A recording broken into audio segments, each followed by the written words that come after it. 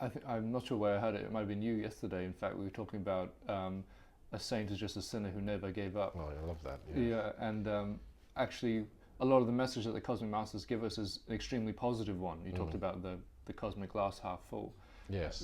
But what the Master Aetherius has told us and what Mars Sector 6 has told us. And I wonder if you could share a little bit about Absolutely. that. I find the cosmic teachings of the Aetherius Society the most positive source. It's like a well of spiritual positivity. It's absolutely fantastic. I mean, they will look at the human race, the Mars Sector 6, for example, and the Master Aetherius has said it in a different way too, and say, yes, you've fallen lower than any other race in this solar system, and lower than was even anticipated. But look at that in a positive way. They don't say it in these words, but look at it in a positive way. Your rise to glory, which must come. We're all going to go back to God. No one's finished. No one's permanently out the loop. We're all going back. This will be the most glorious rise that we've ever seen. What a cosmic glass half full approach. Well, what comes over to me from the Master Aetherius is this tremendous faith in us. And if you study him enough, that rubs off on you and you start to have a faith in your own potential, because he has a faith. He knows. You can do this. He's appealing to us, but he's telling us, come on, you can do it.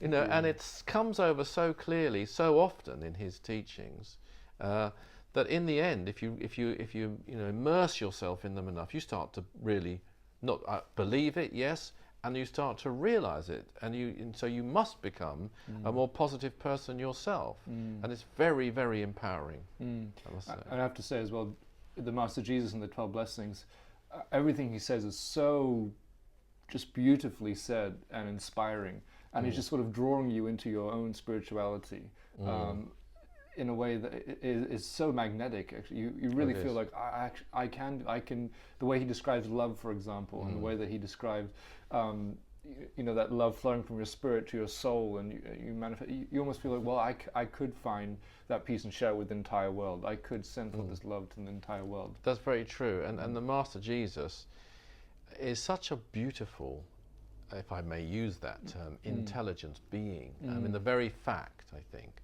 that being exists. I think everybody kind of somewhere inside them, they know, whatever religion they are, that this is a beautiful, an expression of spirituality, virtually, in his whole persona.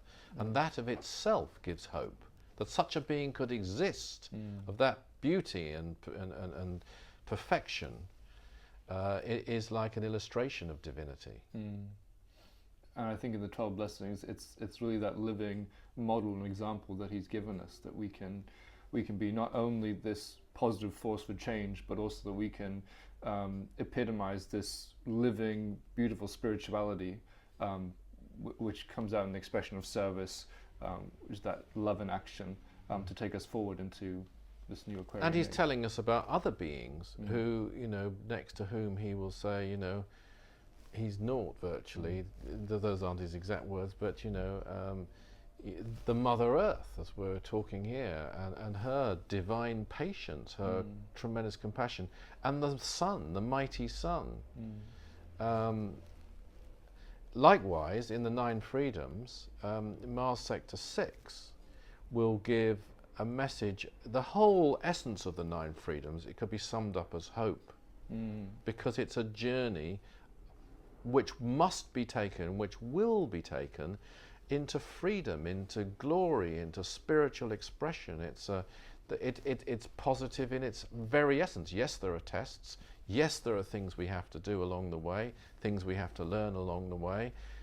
We have to become brave. We have to, and all the things that are spelt out. But in the end, is true glory and wonder. I think that takes us back to the essence of what saying in the 12 Blessings that you mentioned in the beginning about she is not yet commanded that you change or leave. I mean, it's not a punishment at all, as you say. Not at all. It's a hope and an inspiration and an aspiration for us, for our future. Yes, and it's saying to us, she has not as yet demanded that you change or leave, is saying to us, so come on, you've still got time. she hasn't done this yet, but it's also saying she will have to do it. So my message would be to myself and everyone else is to seize this moment. No, we can't, and I know it sounds like a cliche, but we can't rest on our laurels here. Time will run out. It's possible that by now, in the original scheme of things, had it not been for interventions through the Aetherius Society and possibly other agencies, it would be upon us already through cataclysm, as prophesied, through dire catastrophe, what might have brought it about already. And of course, the great change could be upon us with the next master coming and heralding this in, and this would be dire for most people. But that hasn't happened yet. And in some ways, for most people, the longer we've got, the better, because they have that chance to change, but they have to change, and we have to change. And so it's really an appeal to action. And one of the greatest actions that any of us can take is the regular practice of the 12 blessings. Thank you very much, Richard.